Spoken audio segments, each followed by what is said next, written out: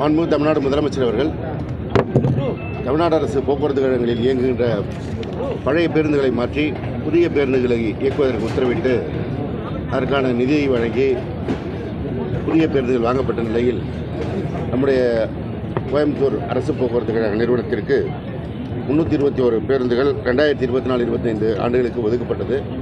அதில் ஏற்கனவே 155 பேருந்துகள் பயன்பாட்டிற்கு வந்துவிட்டது. இன்றைக்கு 100 பேருந்துகள் பயன்பாட்டிற்கு வருகிறது.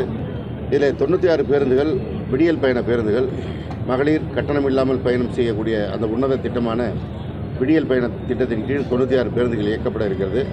4 பேருந்துகள் புறநகர் பேருந்துகள், இன்னும் 66 பேருந்துகள் விரைவில் கூண்டு கட்டப்பட்டு மக்கள் பயன்பாட்டிற்கு கொண்டு வரப்படும். அதேபோல் 2025-26 நிதியாண்டிற்கு இன்னும் 252 புதிய பேருந்துகள் கோயம்புத்தூர் அரசு போக்குவரத்து கழகத்தில் இயக்கப்பட இருக்கிறது.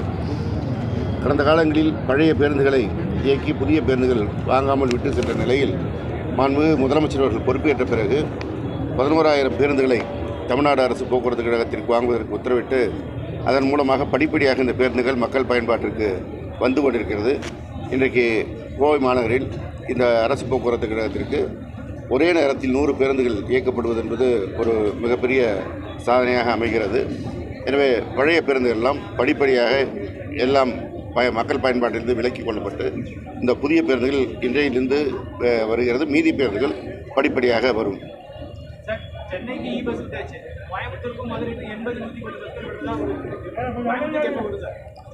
அந்த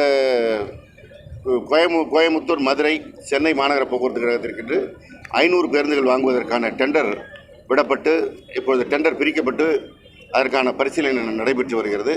விரைவில் அவை முடிவுற்ற பிறகு கோவைக்கு 80 பேருந்துகளும் மதுரைக்கு 80 பேருந்துகளுமாக மக்கள் பயன்பாட்டிற்கு பஸ்களும் மின்சார பேருந்துகளும் வரும்.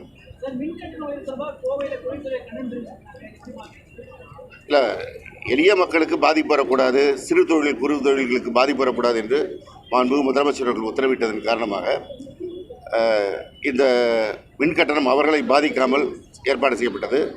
தொழில்துறையுடைய அவருடைய கருத்துக்களும் பெறப்பட்டு தேவையான நடவடிக்கை எடுக்கப்படும்.